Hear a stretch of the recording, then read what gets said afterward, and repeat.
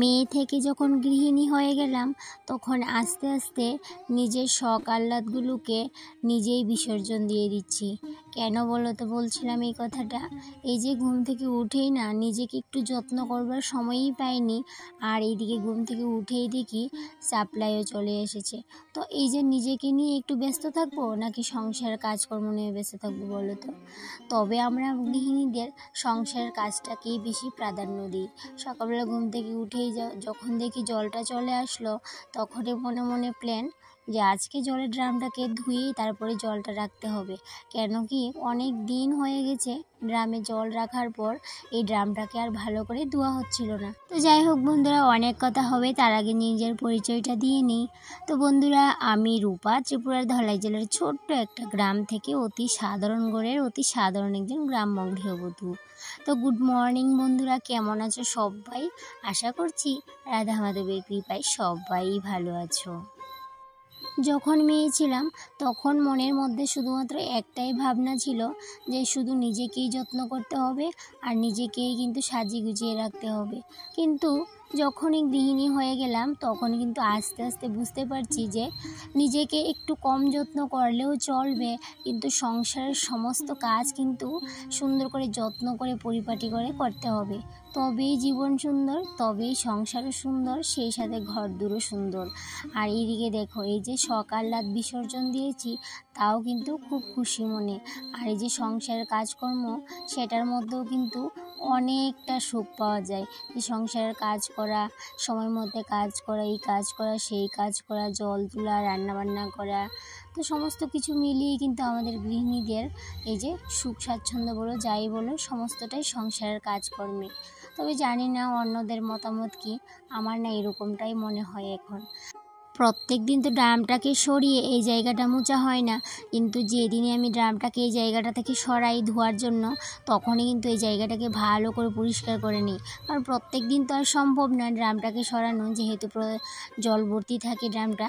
আর এদিকে দেখো, যেহেতু পাইপ লাইন করে দিয়েছে গড়ে, আর কোমর ব্যথার জন্য জলটাও গড়ে আনতে পারি না, সেই জন্য পাইপ লাইন করে দিল। তো পাইপ লাইন যেহেতু করে দিয়েছে, আর এদিকে আমি ড্রামের মধ্যে পাইপটা দিয়ে ফিল্টারেও কিন্তু জলটা দিয়ে দিচ্ছি। তো এইভাবে করে জলটা তুলে নিচ্ছি। আর এই যে পাইপটা লাগিয়ে দিয়েছে হাজব্যান্ড, কিন্তু বাইরে পাইপটাকে লাগিয়ে দিয়েছে।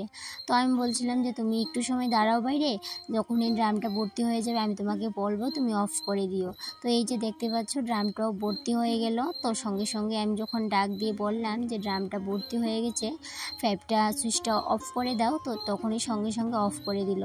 আর যখন বাড়িতে কেউ থাকে না তখন তো নিজেকেই অফ করতে হয়।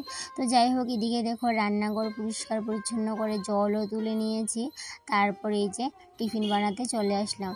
আজকে আবার ছেলের একটা এক্সামও আছে, আর কালকে যেহেতু বিশ্বকর্মা পূজা গেছে আর আজকে তো ছেলের এক্সাম আছে, তোমাদের তো গত ব্লগে বলেছিলাম, তাই জন্য রাতের বেলায় বাড়ি চলে এসেছিলাম।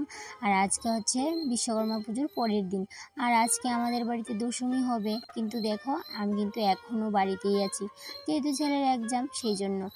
তো সকালে ছেলেকে ম্যাগি করে দেব, সেই জন্য গরম জল করে ম্যাগিটাকে একটু গরম জলে দিয়ে রাখলাম। তো ও আবার একটু স্যুপ টাইপের খেতে চায় ম্যাগিটা, সেই জন্য জলের মধ্যে দিয়ে দিলাম। আর সমস্ত জলটাই কিন্তু ম্যাগির মধ্যে দিয়ে দেব। আর অনেক সময় কিন্তু শুকনো শুকনো করে করি, কিন্তু সেটা আবার ও খেতে একদমই ভালোবাসে না। আর এদিকে দেখো তিনজনের জন্য কুসুম গরম জলও নিয়ে নিলাম, সেই সাথে এই যে ম্যাগির মধ্যে মশলাপাতি সমস্তটাই দিয়ে রেখেছি। এখন ম্যাগিটাও করে নিয়েছি। বেশ কিন্তু বেলা হয়ে গেছে, এখন বাজে প্রায় 8টা। কারণ সমস্ত কাজ বাজ শেষ করতে করতে একটু দেরি হয়ে গেছিলো, কারণ জল তুলতে হয়েছে, তারপর ড্রামও পরিষ্কার করতে হয়েছে, রান্নাঘর পরিষ্কার পরিচ্ছন্ন করা। তবে বাসন কুসন আমি রাতেই মেজে রেখে দিয়েছিলাম, তাই জন্য কিন্তু বেশিও সময় লাগেনি। তারপরেও কিন্তু 1 থেকে 1.5 ঘন্টা তো সময় লেগেছে বাইরের কাজগুলো শেষ করতে। তো এদিকে দেখো এই যে একটু ঝুলঝুল রেখে ম্যাগিটা করে নিয়েছি। তো ছেলেকে দিয়ে দেবো এটা, আর বাকিটা দিয়ে দেবো হাজব্যান্ডকে। তো আমি আবার ম্যাগি খেতে অতটাও ভালোবাসি না, তাই জন্য নিজের জন্য আর রাখলাম না। আর এদিকে বসিয়ে দিলাম চা। হাজব্যান্ড আর আমি চা খাবো, কিন্তু আজকে আর লিকার চাটা খাবো না, আজকে দুধ চাটাই খাওয়ার ইচ্ছে। আর এদিকে দেখো আজকে হাজব্যান্ড কিন্তু অনেকটা সময় বাড়িতে থাকবে, যেহেতু বিশ্বকর্মা পুজোর পরের দিন দোকানেও যাবে না। আর আজকে দোকানে সেরকম কোনো কাজকর্মও নেই, তাই জন্য দোকানে যাবে না।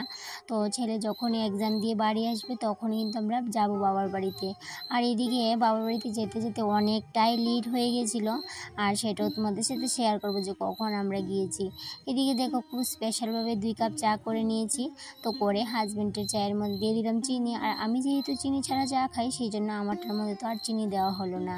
তারপর বসিয়ে দিলাম রান্না, যেহেতু ছেলে যাবে এক্সামে আর খাওয়া দাওয়া করতে হবে, আমাদেরকেও তো খাওয়া দাওয়া করতে হবে। আর যদি এক্সামটা না থাকতো তাহলে কিন্তু আর আমি আজকে বাড়িতেই থাকতাম না, বাবার বাড়িতেই থাকতে হতো।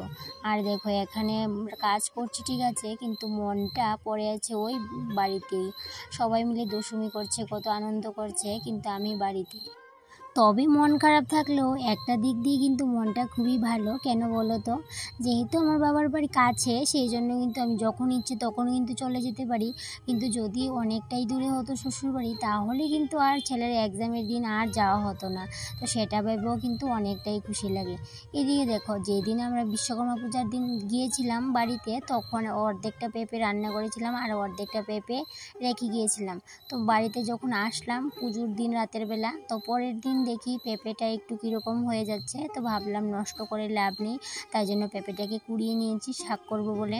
আর এদিকে ডাল করব, শর্টকাট রান্নাবান্না করব আজকে, ডাল আর পেঁপে দিয়ে পেঁপে শাক। তো যাই হোক এই রান্নাবান্নাটা করব, ডালও সিদ্ধ করে নামিয়ে নিলাম, এখন ভাতটা বসিয়ে দিয়েছি। তো ভাতটাও ইন্ডাকশনে করে নেব, তো সসপ্যানে জল দিয়ে বসিয়ে দিলাম, আর এদিকে চালটাও ধুয়ে নিচ্ছি। তো এই যে বেসিনটা রান্নাঘরে থাকাতে আমার অনেকটাই সুবিধা হয়েছে। যখন আমার পুরনো রান্নাঘরটা ছিল তখন কিন্তু বেসিনটা খুব সুন্দরভাবে ফিটিং করানো ছিল, একদম বেসিনের মধ্যে জলও ছিল, সিনটেক্স থেকে লাইন দেওয়া ছিল।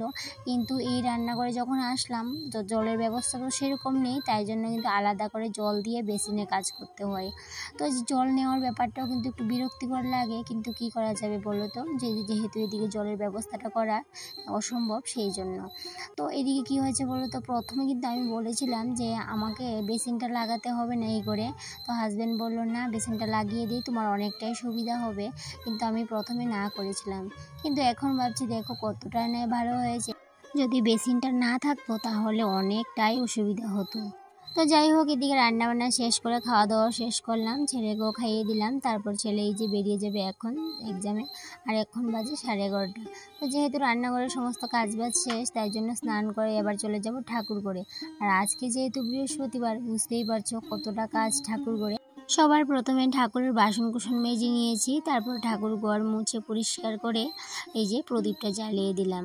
তারপর এদিকে মা লক্ষ্মীর ঘট আমি রেডি করছি। আর এদিকে জানো তো বন্ধুরা, আমি যে প্রত্যেক বৃহস্পতিবারে 25 টাকা বা 11 টাকা করে লক্ষ্মী মায়ের পাঁচালিতে রাখি, সেই টাকাটা না জমে অনেকটাই হয়েছে। তো এই যে সামনের দিন আবার আগরতলা যাব ডক্টর দেখাতে, তখন কিন্তু মা লক্ষ্মীর জন্য একটা ঘট নিয়ে আসার প্ল্যান আছে, পিতলের ঘট।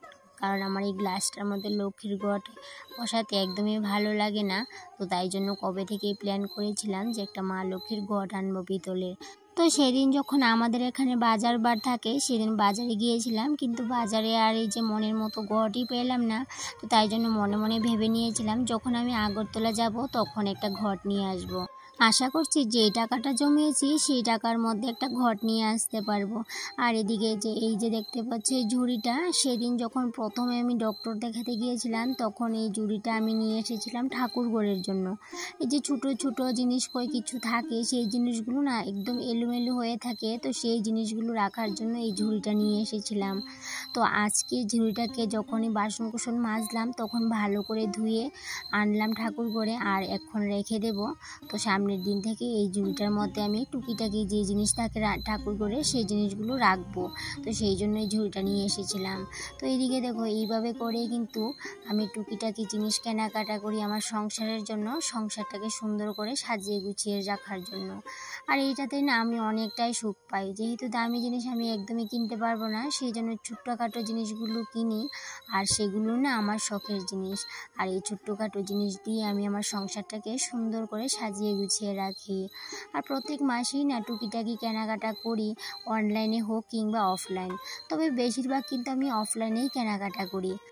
তো এখন বাজে বিকেল 5টা। তো বিশ্বকর্মা পুজোর পরের দিন এই যে মণ্ডপটা দেখতেই পাচ্ছ ফাঁকা, বিশ্বকর্মাকে কিন্তু এখান থেকে নিয়ে গিয়ে বিসর্জন তো করা হয়নি, আমাদের পুরনো বাড়িতে রাখা হয়েছে। আর আজকে দেখো আমাদের আসতে আসতে এতটাই লেট হয়ে গেছে, ছেলে এক্সাম থেকে আসতে আসতে বাজলো 3:30। তো এখানে আসতে আসতে প্রায় 4টা বেজে গেছে। তো তারপরে এসে দেখি সবারই খাওয়া দাওয়া শেষ, তারপরে আমরাও বেশি দেরি করিনি, আমরাও খাওয়া দাওয়া করে নিয়েছি। এদিকে বাবা পিসুর সাথে একটু হাঁটতে বেরিয়েছে বিকেল 5টার দিকে, আর এদিকে আমার হাজব্যান্ড আর বোনের বর মিলে একটু কথা বলছে একজন কাকিমুনির সাথে।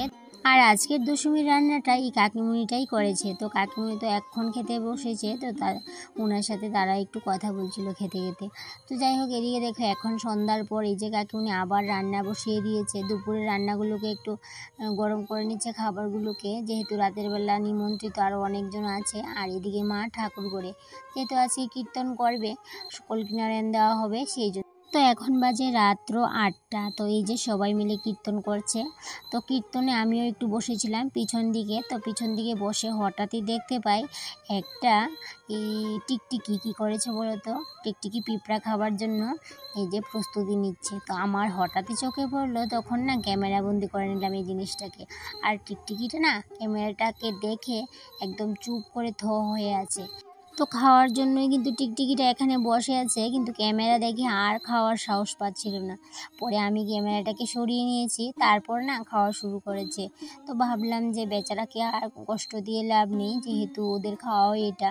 তো আমি ক্যামেরাটাকে সরিয়ে নেওয়ার পর বেশ ভালোই কিন্তু পিঁপড়াগুলোকে খাচ্ছিল, কিন্তু যতক্ষণ আমি ক্যামেরা ধরেছিলাম ততক্ষণ কিন্তু একটাও কিন্তু পিঁপড়ে খায়নি, এই যে চুপচাপ বসে আছে তিনি। তো যাই হোক, এই দেখো ক্যামেরা দেখে আবার পালিয়েও গেল। তো এদিকে দেখো কীর্তন চলছে বাড়ির, এখন বাজে প্রায় রাত 10টা। তো মোটামুটি কীর্তনও কিন্তু শেষের দিকে। আর আজকের ব্লগটাও না এই পর্যন্তই থাকলো। তোমাদের সাথে আবারও দেখা হবে নতুন একটা ব্লগে। ততক্ষণে তোমরা ভালো থেকো, সুস্থ থেকো, টাটা।